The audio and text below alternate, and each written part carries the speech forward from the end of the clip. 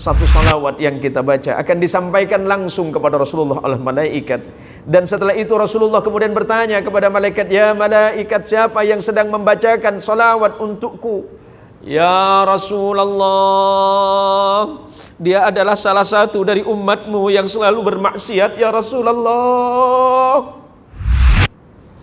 Ya malaikat, sampaikan kepada kekasihku, kita bermaksiat, tapi Rasulullah menyebut kita kekasihnya.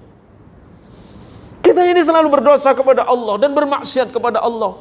Tapi ketika kita menyebutkan kalimat Allahumma sholli ala Sayyidina Muhammad, disampaikan kepada Rasulullah. Rasulullah kembali memberikan salam kepada kita. Kalau engkau sampaikan kepada mereka, ya malaikat, kalau mereka membaca salawat kepadaku satu, maka niscaya Allah akan membalas 10 kebaikan bagi mereka. Maka janji Rasulullah untuk kita semuanya, inna awlan nasi bi yawmal qiyamah aktsarahum alayya salatan. Bismillahirrahmanirrahim. Uhayyikum bitahiyatil islamiyah. Assalamualaikum warahmatullahi wabarakatuh. Alhamdulillahi rabbil alamin. Alhamdulillahilladzi ja'alana minan nasihin wa afhamana bi'ulumil ulama'il 'amilin. Ashhadu an la ilaha illallah wahdah al-wahidul ahad al-fardus samad alladzi lam yalid wa lam yulad wa lam yakul lahu kufuwan ahad. Wa ashhadu anna Muhammadan 'abduhu wa rasuluhu wa khaliluhu wa la nabiyya ba'dah. Allahumma shalli wa sallim wa barik ala sayyidina Muhammad wa ala ali sayyidina wa maulana Muhammad. Yang saya hormati dan saya muliakan para alim al-allamah, para masyayikh, para pengurusi Masjid At-Taqwa, apa nama daerahnya? Kampung Pinang Jawa. Oh, subhanallah. Al-Fadil yang mulia, imam kita, Syekh Ustadz, hayyakumullah, semoga Allah merahmati Anda. Dan para imam-imam yang lain, para puan, para tuan-tuan dan para puan yang berbahagia, para pakcik, makcik. Alhamdulillah, malam ini saya sudah hari yang ke berapa Ustaz Baihaqi? Hari yang kelima. Selama ini saya sering bertemu dengan para jamaah, tetapi hanya melalui doa. Kalau bukanlah karena doa para jamaah, tak mungkin saya bisa hadir di tempat yang mulia ini. Kalau bukan karena doa dari Anda semuanya, tak mungkin Allah menggerakkan hati saya untuk sampai ke tempat yang mulia ini. Ada yang bertanya, apakah rumah yang paling dekat kepada masjid itu yang paling bertakwa kepada Allah? Tak. Di antara kita boleh jadi rumahnya 5 km dari tempat ini, tapi dengan senang hati datang memenuhi panggilan Allah. Tapi boleh jadi rumah kita dekat masjid, tapi begitu sulit kita melangkah. Boleh saya tanya sebelum saya memulai kuliah mulia ini, kira-kira siapa yang paling kaya di tempat ini? Ustaz, paling kaya nampaknya ini. Gembira sangat wajah beliau ini. Paling kaya ada fasilitas salat sunat subuh. Taib. Ternyata jawaban beliau sangat luar biasa. Orang yang paling kaya adalah ketika dia salat sunnah 2 rakaat sebelum menjelang subuh. Raka'ataini minal fajr khairum minad dunya wa ma fiha. Salat sunnah 2 rakaat waktu fajar sebelum datangnya subuh, pahalanya pasti lebih baik dibandingkan dengan dunia dan seluruh isinya. Ditambah lagi dengan sujud kita barusan. Sujud kita itu seandainya ditimbang dengan dunia dan alam semesta dengan seluruh isinya, mesti lebih baik sujud itu. Dan nikmat yang paling besar adalah ketika Allah mengizinkan kita untuk sujud kepadanya. Apa yang paling Ustaz suka? Kereta baru atau bini baru? Tampak yang nomor 2 ini. Kita doakan beliau sajalah. Masya Allah, di hadapan kita ini orang-orang salih semuanya. Mohon izin kalau bahasa saya kurang dipahami mungkin. Walaupun kita saudara serumpun, kita sama-sama dari Puak Melayu, tapi Melayu saya Melayu Pontianak. Kalau dengan nama Pontianak semua orang pasti agak ngeri-ngeri sedap gitu. Faham Pontianak ya? Nah inilah Pontianak yang sebenarnya.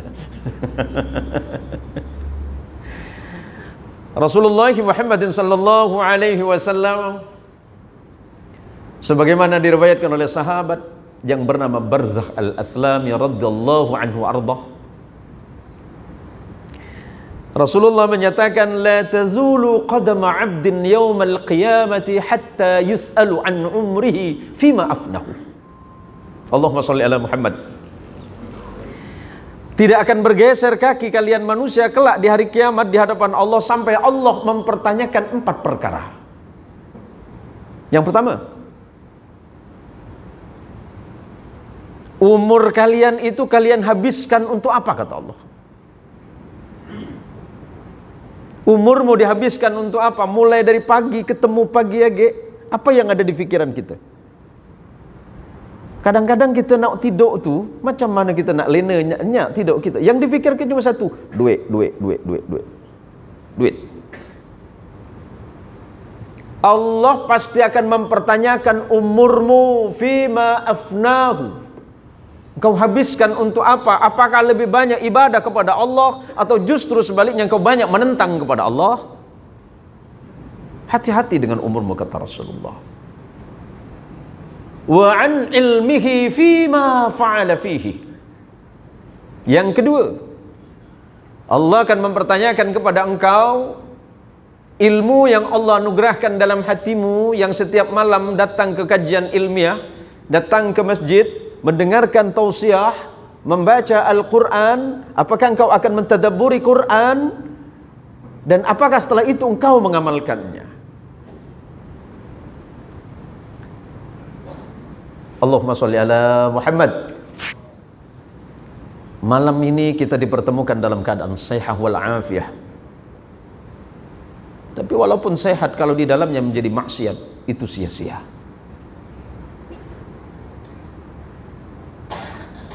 Maka solatlah atau sempatkanlah waktumu untuk solat, bukan solat di saat engkau sempat.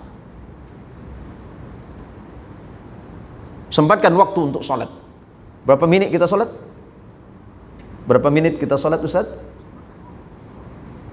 Paling lama 10 sampai 15, tambah zikir dan doa 20 menit.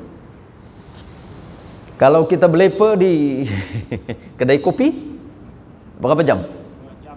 Hah? Itu awak. Saya tak ada, 4 jam saya.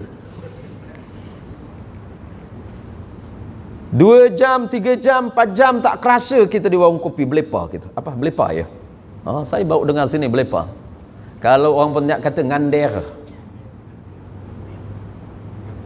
4 jam tak terasa. Apakah di dalamnya menjadi ibadah kepada Allah? La. Sia-sia. Ada nengok yang lewat agak rada cantik situ. Anak siapa cantik kali ni? Itu yang ada di kepala. Yang dia bicarakan adalah hal-hal yang nyaris tidak bermanfaat. Tetapi jika seandainya kita bermajlis, kita duduk dan bertempat dimanapun, di situ mendatangkan kebaikan, disitulah Allah akan menurunkan rahmat dan ampunan kepada kita. Kadang solat 20 menit masih colak-colik di belakang. Siapa yang imam barusan tu? Ustaz, ismukum karim, nama anda siapa? Abu Zaid. Zaid. Abu Zaid. Mirip dengan nama saya. Zain. Anak saya Ziyad. Saya Abu Ziyad. Yang ketiga kata Rasulullah, wa an malihi min aina iktasabahu wa fima anfaqah. Yang nomor 3 kata Nabi sallallahu alaihi wasallam, dari mana kamu dapatkan hartamu, kata Allah, engkau akan ditanya oleh Allah, dari mana kau dapatkan hartamu, dari pekerjaan apa yang kamu lakukan, apakah itu halal, apakah haram.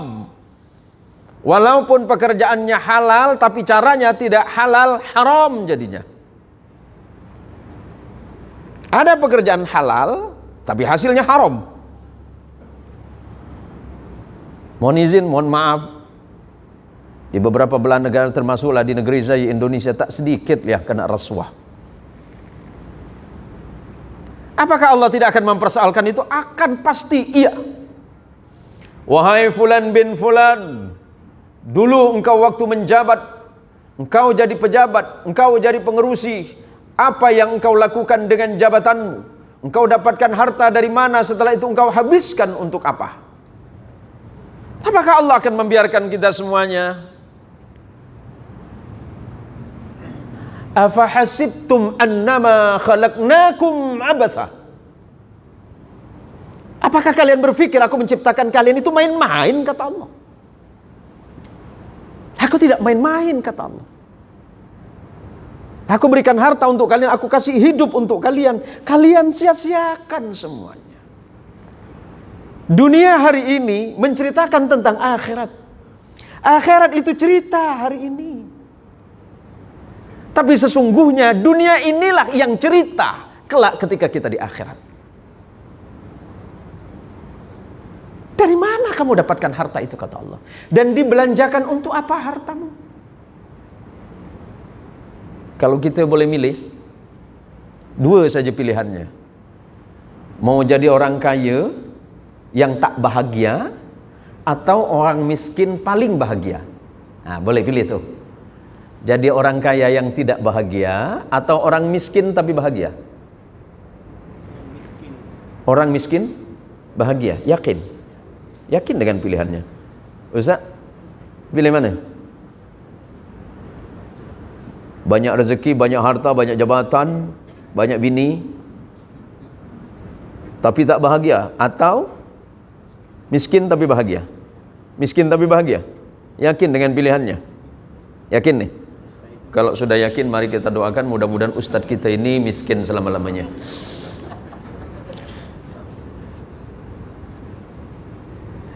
Yang nomor 4, yang keempat, kata Nabi sallallahu alaihi wasallam, wa an jismihi fima abla.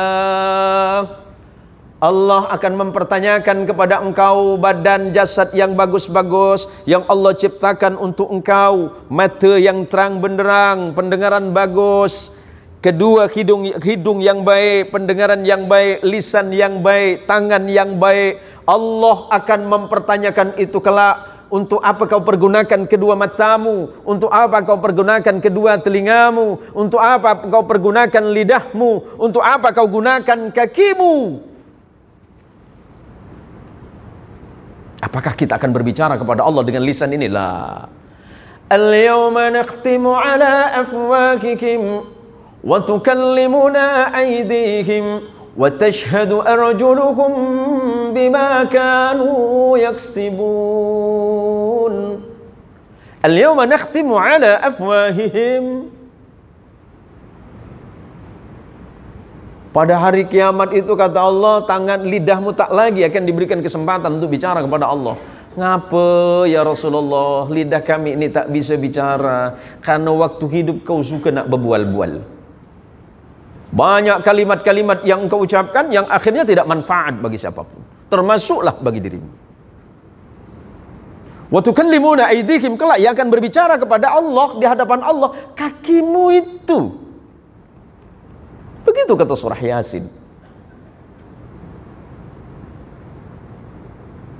Tukallimuna aydihim, kedua tanganmu itu.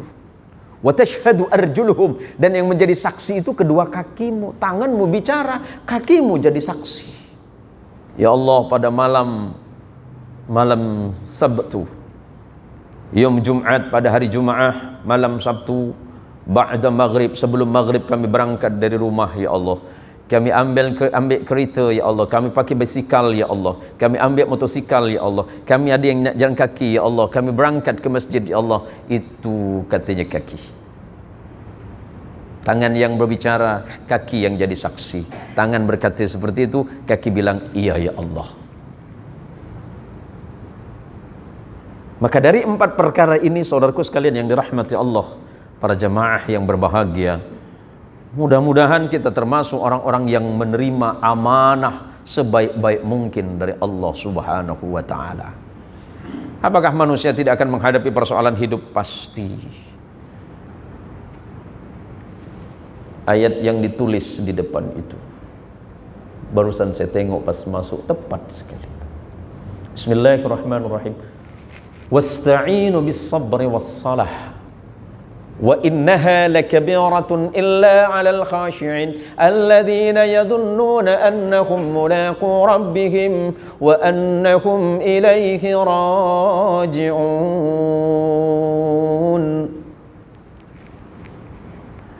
Kata Allah, kalau engkau punya masalah, kalau engkau punya persoalan dalam hidupmu, engkau punya masalah yang pelik, masalah ekonomi, engkau punya masalah dengan anakmu, engkau punya masalah dengan istrimu, engkau punya masalah dengan tetanggamu, jangan kau ceritakan kepada orang lain, tapi ceritakan kepadaku, kata Allah. Bicaralah engkau kepadaku melalui apa, kata Allah? Melalui salat dan kesabaranmu. Sabarlah. Sabar ketika menerima ujian, sebab ujian itu datangnya tak pernah kita duga sebelumnya. Sabar yang pertama adalah ketika menghadapi musibah. Banyak orang itu sabar ketika dia mendapat musibah. Ketika miskin dia hamba Allah, tapi di saat kaya dia berganti menjadi hamba jabatan dan kekayaan. Di saat miskin dia rajin tekun nak datang ke masjid, rajin tekun datang nak bersujud kepada Allah. Tapi di saat Allah berikan hadiah besar dalam hidupnya, apakah dia tetap rajin dan tekun kepada Allah? Awal mula datang ke masjid dia masih senang jalan kaki, lama-lama berganti Allah kasih dia rezeki pakai basikal. Lama-lama dari basikal naik motosikal, dari motosikal tak lama dia naik kereta, naik kereta paling bagus. Pada saat itu apakah dia masih bersyukur kepada Allah?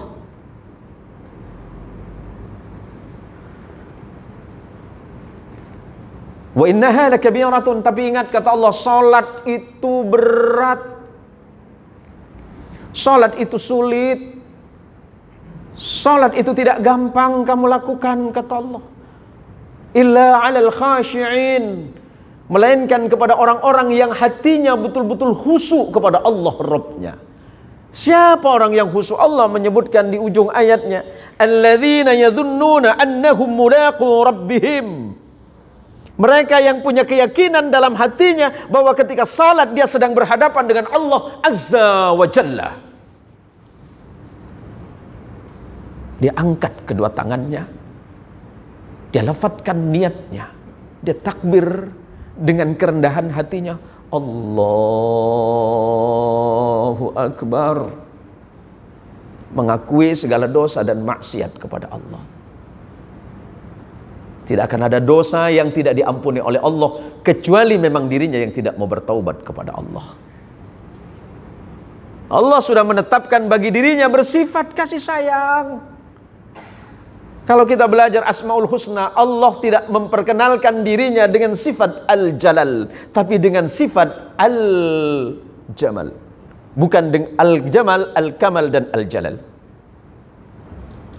Allah memperkenalkan dirinya dengan sifat Al-Jamal, sifatnya yang indah.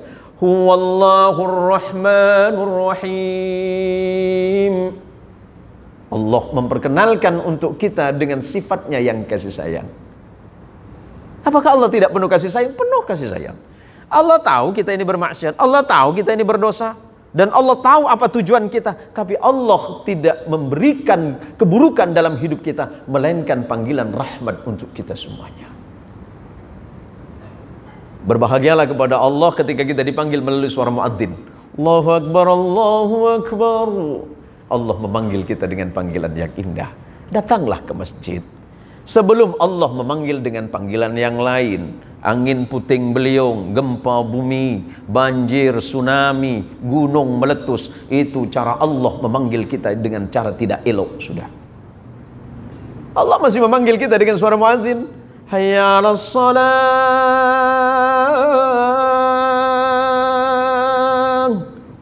Subhanallah, subuh-subuh kita dipanggil oleh Allah. Padahal tadi siang bermaksiat kepada Allah. Tadi siang kita bermaksiat kepada Allah.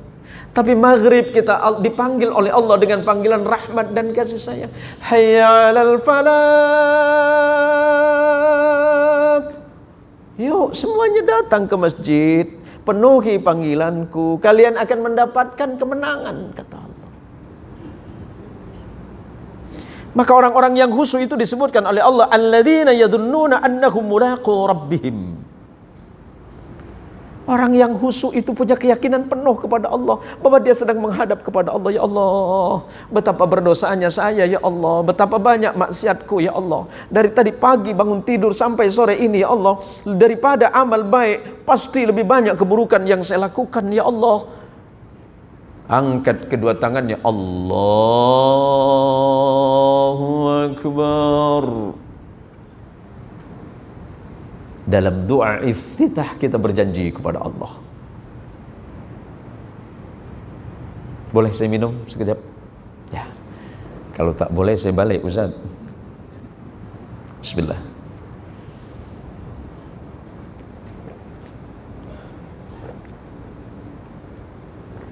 Alhamdulillah.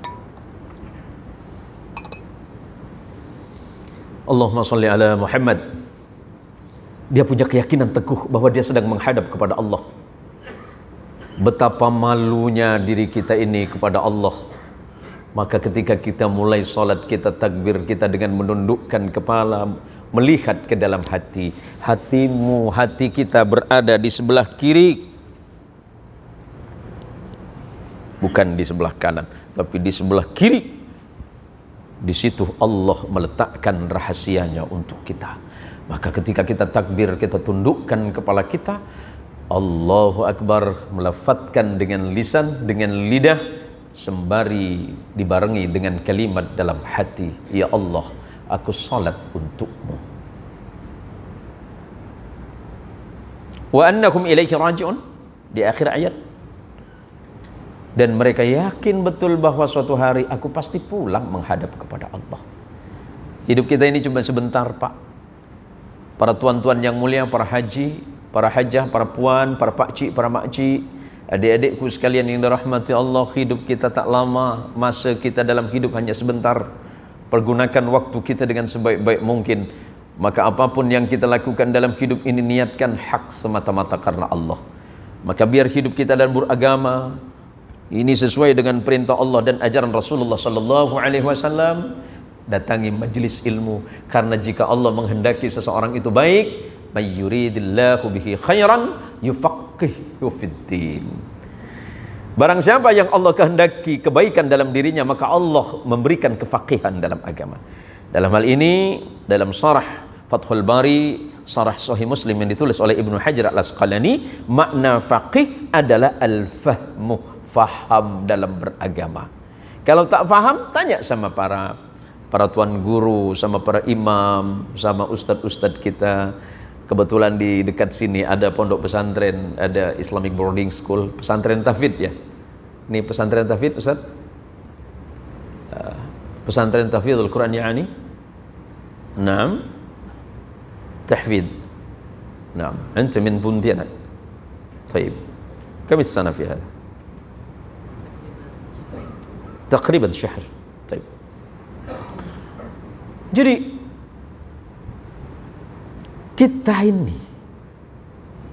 kita ini ada di tempat ini karena Allah menginginkan kebaikan. Sebab kalau kita menganggap enteng dan menganggap remeh ibadah, pada akhirnya ibadah kita menjadi sia-sia. Ibadah kita menjadi sia-sia. Salat kita menjadi sia-sia. Walaupun Allah pasti menerimanya, tapi nilainya tidak sempurna.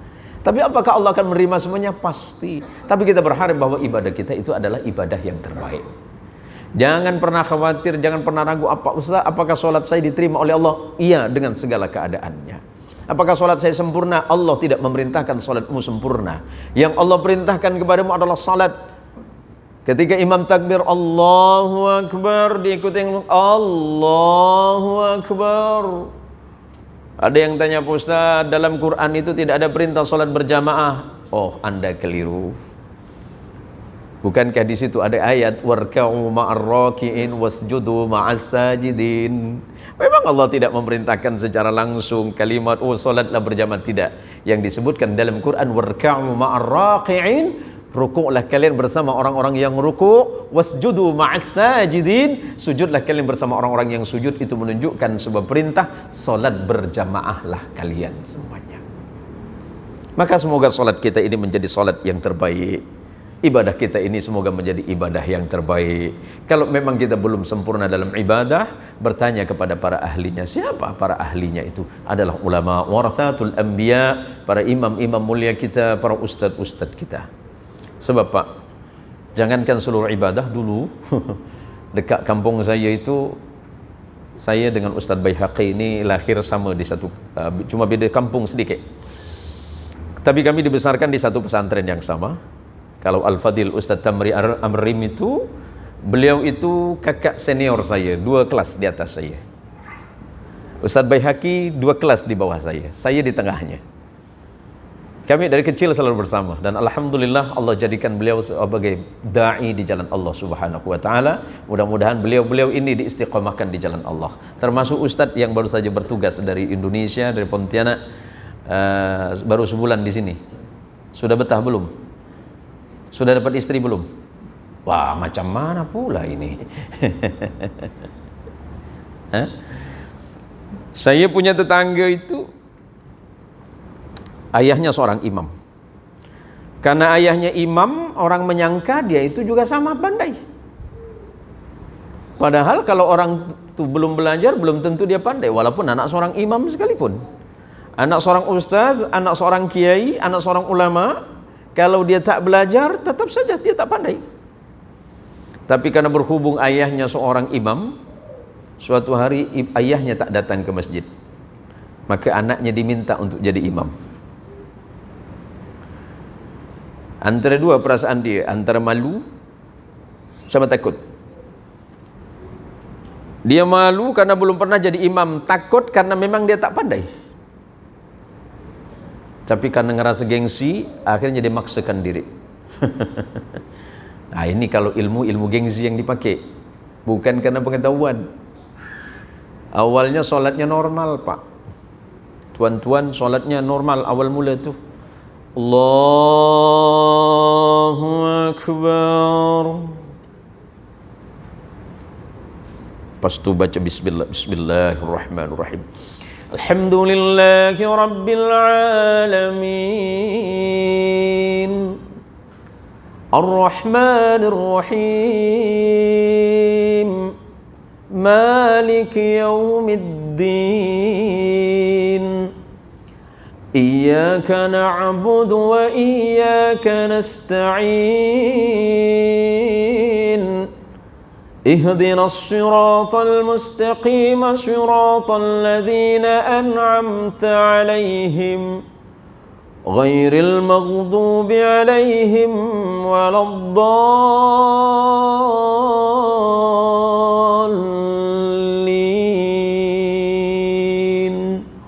آمين.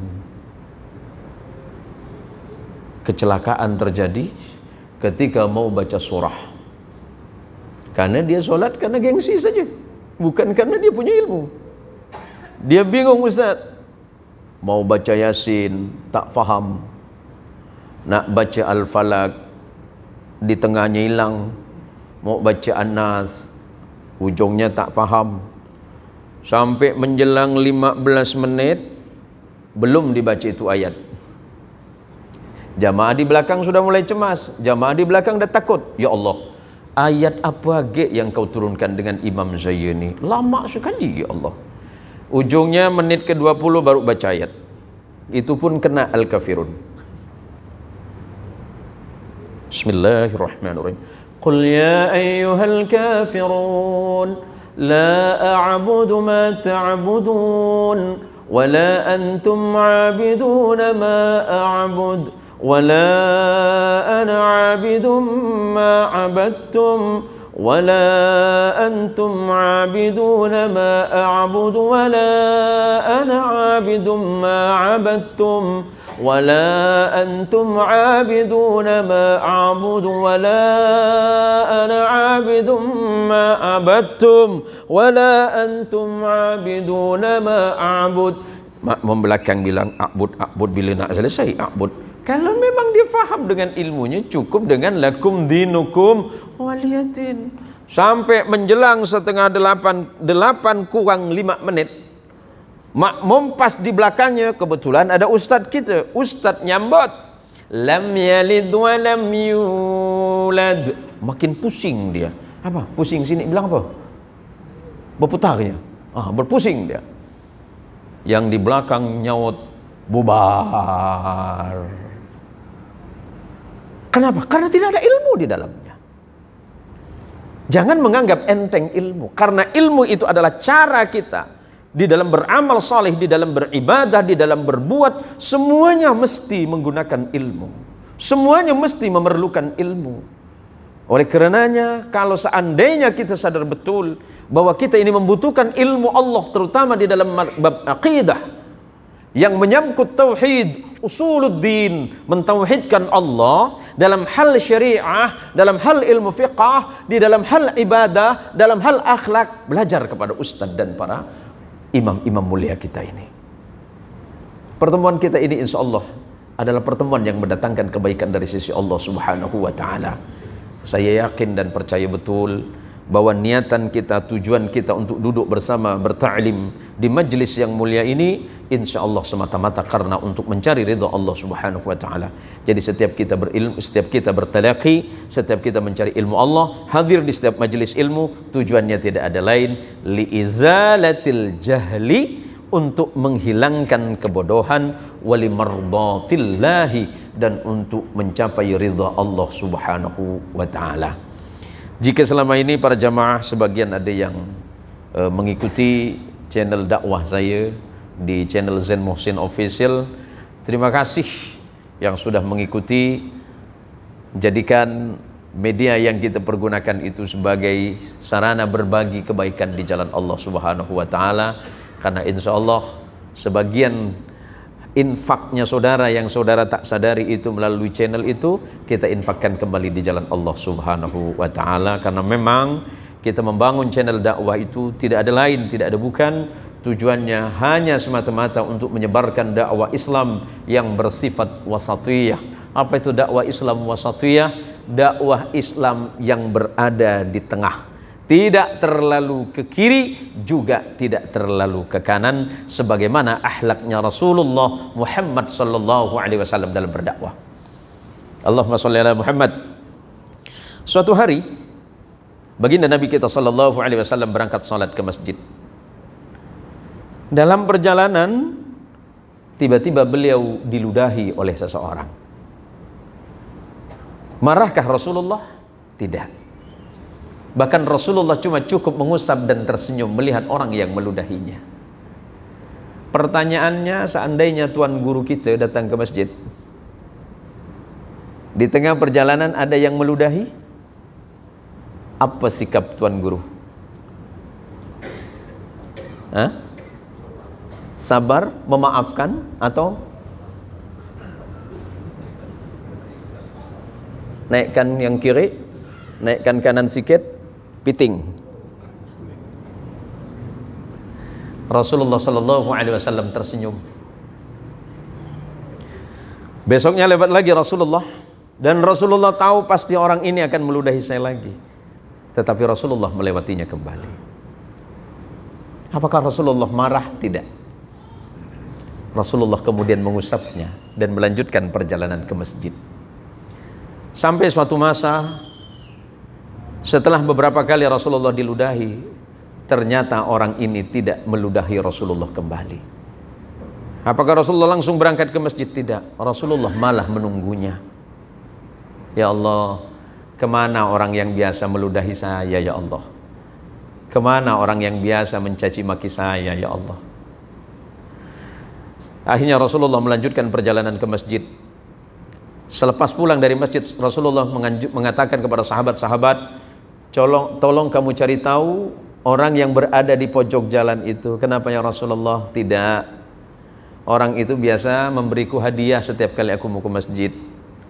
Tolong cari tahu, siapa tahu dia sakit, kata Nabi. Oh iya ya Rasulullah. Kemudian sahabat ini datang terburu-buru kepada Nabi, ya Rasulullah, orang yang Anda maksud yang biasa memberikan hadiah kepada Anda sebelum berangkat ke masjid salat, ternyata dia sedang sakit parah ya Rasulullah. Rasulullah kemudian tersenyum. Apakah Rasulullah mendoakan keburukan bagi dirinya? Tidak. Karena Rasulullah hatinya sudah bukan sabar, tapi di atasnya sabar. Karena akhlak Nabi itu dipuji oleh Allah. Wa innaka la'ala khuluqin 'azim. Akhlaknya Nabi bukan akhlak yang baik semata, tapi akhlak teragung. Akhirnya Rasulullah pulang. Berapa menit lagi masuk Isya? 2 menit lagi. Akhirnya Rasulullah SAW pulang menemui istrinya bernama Aisyah. Ya Aisyah, hari ini kamu masak apa? Saya masak biasa ya Rasulullah. Coba kamu masak yang paling enak hari ini. Kenapa ya Rasulullah? Apakah Anda ingin menikmati makanan yang enak hari ini? Tidak. Temanku yang biasa memberiku hadiah sedang sakit. Padahal itu adalah orang yang memusuhinya, yang mencacinya, bahkan yang selalu mengancam jiwa Rasulullah. Tapi ketika dia sakit, Rasulullah yang datang pertama. Setelah itu kemudian Rasulullah berangkat ke rumah orang ini. Sesampainya di rumah orang Yahudi ini dalam keadaan sakit parah. Apakah Rasulullah mendoakan keburukan baginya? Tidak. Kaget orang Yahudi ini dan berkata, ya Muhammad, halaktu ya Muhammad, celaka saya ya Muhammad. Tidak, teman. Tetaplah engkau di situ, jangan bangun. Aku hanya sekedar menjengukmu, mendoakanmu dan membawakan makanan. Siapa tahu engkau membutuhkan makanan yang enak dan semoga cepat sembuh. Nanti kalau sembuh, jangan lupa ludahi saya lagi. Allahumma sholli ala Muhammad. Betapa indahnya, betapa agungnya akhlak Rasulullah Muhammad sallallahu alaihi wasallam, anutan dan panutan bagi kita semua yang kelak di yaumil qiyamah satu-satunya makhluk yang bisa memberikan pertolongan kepada kita semuanya tidak ada lain. Nabi Allah Adam tidak akan mampu karena Nabi Allah Adam Allah keluarkan dari surga karena dosanya kepada Allah. Nabi Allah Nuh tidak mungkin mampu berbicara kepada Allah karena istri dan anaknya ingkar kepada ajarannya. Nabi Allah Ibrahim malu kepada Allah karena ayahnya ingkar kepada ajarannya. Nabi Allah Musa malu kepada Allah karena 40 hari dia meninggalkan kaumnya, ternyata kaumnya menyembah sapi yang terbuat dari emas. Ketika Nabi Allah Isa diminta pertanggungjawaban, Nabi Isa malu kepada Allah karena selepas Nabi Isa tidak ada, ternyata umatnya malah menyembah Isa alaihi salatu wassalam. Satu-satunya yang bisa memberikan pertolongan bagi kita dan umat adalah Nabi kita Muhammad sallallahu alaihi wasallam. Allahumma sholli ala sayyidina Muhammad. Bismillahirrahmanirrahim. Para jamaah sekalian yang rahmati Allah, para tuan haji, para pakcik dan makcik yang dirahmati Allah. Ini di hadapan kita ada anak pesantren-pesantren tahfidz. Mudah-mudahan ilmu yang ada di hati dan di dada mereka menjadi bagian salah satu sebab turunnya rahmat dan ampunan Allah bagi kita semuanya.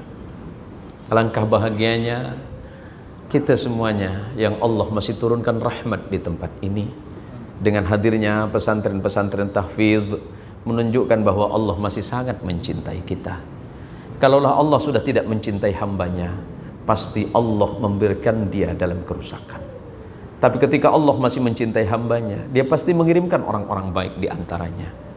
Maka bagi kita yang senang kepada agama Allah, cinta kepada agama Allah ini, sebagai bagian akhir dari apa yang saya sampaikan, cintai Al-Quran. Karena Al-Quran pasti akan mencintai kita.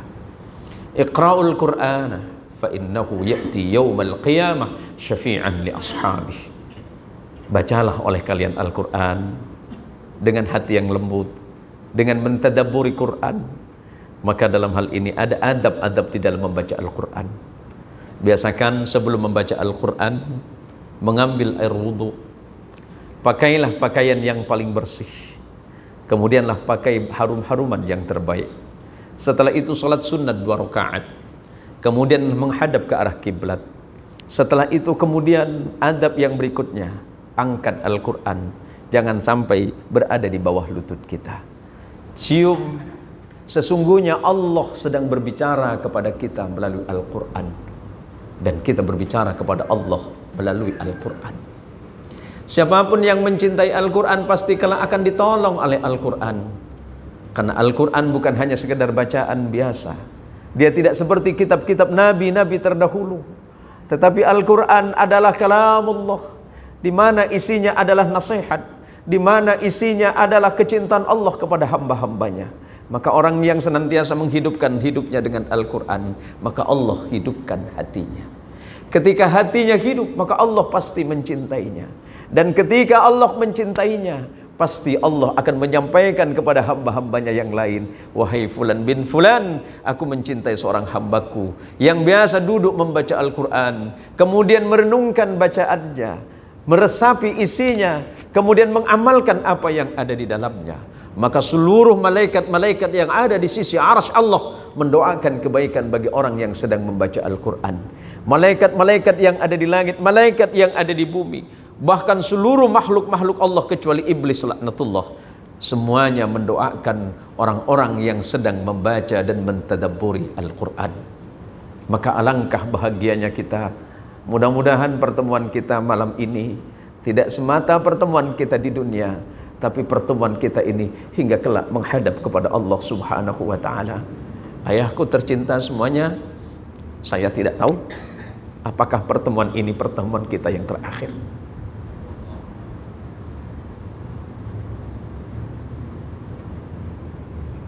Kita tidak tahu apakah salat isya kita saat ini adalah salat kita yang terakhir. Kita tidak tahu apakah bacaan Quran kita hari ini adalah bacaan kita yang terakhir. Tapi seandainya itu memang yang terakhir untuk kita, mintalah kepada Allah itu menjadi salat yang terbaik, sujud yang terbaik, zikir yang terbaik, majlis yang terbaik. Karena Allah Subhanahu wa ta'ala melalui Rasulullah sallallahu alaihi wasallam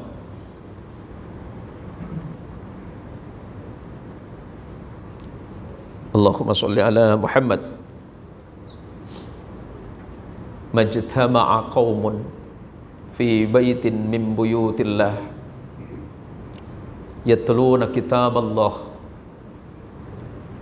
wa yatadarasunahu bainahum illa nazalat alaihimus sakinah wa ghasyiyatuhumur rahmah wa khaffathumul malaikah wa dzakarallahu fi man indahu. Ini hadis yang terakhir yang perlu saya sampaikan. Tidaklah kalian sebuah kaum sedang berkumpul di masjid Allah, di masjid At-Taqwa ini.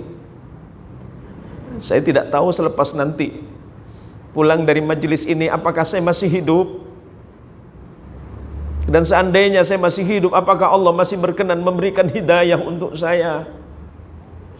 Saksikanlah kelak di yaumil qiyamah, saksikan di hari kiamat bahwa tidak ada sedikit pun dari ayat-ayat Allah yang saya sembunyikan, tidak ada dari hukum-hukum Allah yang saya sembunyikan, tidak ada dari Rasulullah yang saya sembunyikan, melainkan telah saya sampaikan semuanya untuk saudara. Saudara jangan menuntut lagi di hadapan Allah kepada saya, dan saya tidak akan menuntut saudara di hadapan Allah.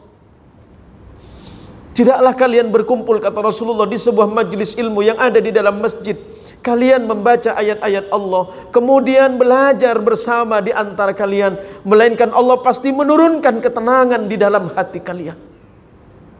Semoga Allah menenangkan hati kita semuanya. Allahumma sholli ala Muhammad, Allahumma sholli ala Muhammad, Allahumma sholli ala Muhammad. Melainkan Allah pasti menurunkan ketenangan di hati kita masing-masing. Kemudian yang kedua, kata Rasulullah, Allah pasti mencucurkan rahmat untuk kalian semuanya. Setiap saat, setiap waktu, setiap kesempatan Allah pasti menurunkan itu untuk kalian. Kemudian yang ketiga, kata Rasulullah, bahwa ketika kalian duduk di majelis ilmu di masjid, malaikat-malaikat semuanya datang kepada kalian, memenuhi di antara kalian, tetapi sayangnya kalian tidak dapat melihat mereka. Dan yang keempat, yang paling membahagiakan kalian, majelis yang kalian datangi itu, kalian duduk di situ, maka Allah mengumumkan kepada orang-orang terbaik, Allah umumkan kepada malaikat, Allah umumkan kepada orang-orang salih bahwa fulan bin fulan hadir di majelis ilmu, membaca Quran, mentadabburi Quran, belajar Al-Quran. Karena dalam hadis yang lain Rasulullah sallallahu alaihi wasallam mengatakan bahwa khairukum man ta'allamal Qur'ana wa 'allamahu. Sebaik-baiknya manusia di antara kalian adalah manusia yang belajar Al-Qur'an dan kemudian mengajarkan Al-Qur'an. Walaupun itu hanya satu alif. Alif ba ta tha jim. Apakah kalian mengira, apakah kita mengira bahwa alif lam mim itu satu kata? Apakah alif lam mim itu satu huruf? Tidak, kata Ali bin Abi Thalib. Ketika engkau membaca alif lam mim, melainkan alif itu satu, lam itu satu, dan mim itu satu. Setiap dari satu alif Allah turunkan 10 rahmat, dan dari 10 rahmat Allah turunkan 10 keberkahan. Alangkah indahnya orang-orang yang hatinya senantiasa dipenuhi Al-Quran, hidupnya bersama Al-Quran. Semoga Allah melembutkan hati kita semuanya, senantiasa cinta kepada agama Allah, cinta kepada Rasulullah Muhammad sallallahu alaihi wasallam, senang untuk memuliakan dan memakmurkan masjid, mencintai Al-Quran dan mencintai Rasulullah sallallahu alaihi wasallam. Satu salawat yang kita baca akan disampaikan langsung kepada Rasulullah oleh malaikat, dan setelah itu Rasulullah kemudian bertanya kepada malaikat, ya malaikat, siapa yang sedang membacakan salawat untukku? Ya Rasulullah, dia adalah salah satu dari umatmu yang selalu bermaksiat ya Rasulullah. Ya malaikat, sampaikan kepada kekasihku, kita bermaksiat, tapi Rasulullah menyebut kita kekasihnya.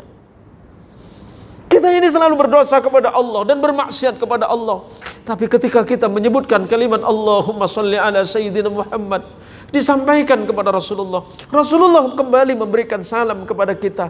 Kalau engkau sampaikan kepada mereka, ya malaikat, kalau mereka membaca salawat kepadaku 1, maka niscaya Allah akan membalas 10 kebaikan bagi mereka. Maka janji Rasulullah untuk kita semuanya, inna awlan nasi bi yaumal qiyamah aktsarahum alayya salatan. Orang yang paling berhak duduk bersamaku di yaumil qiyamah adalah orang-orang yang senantiasa lidah dan hatinya berzikir kepada Allah dan membacakan salawat untukku. Allahumma sholli ala Muhammad. Terima kasih para tuan haji, para pakcik yang dirahmati Allah. Jika apa yang saya sampaikan itu benar, maka itu semata-mata karena Allah. Tapi jika seandainya apa yang saya sampaikan itu salah, hak semata-mata karena keawaman saya, karena kebodohan saya. Dan saksikanlah, saling saksikan bahwa kita adalah hamba-hamba Allah yang baik. Semoga Allah merahmati kita semuanya. Amin ya rabbal alamin. Mohon maaf, hadanallahu wa iyyakum ajma'in. Wallahul muwafiq ila aqwamit thariq. Tsumma assalamu alaikum warahmatullahi wabarakatuh.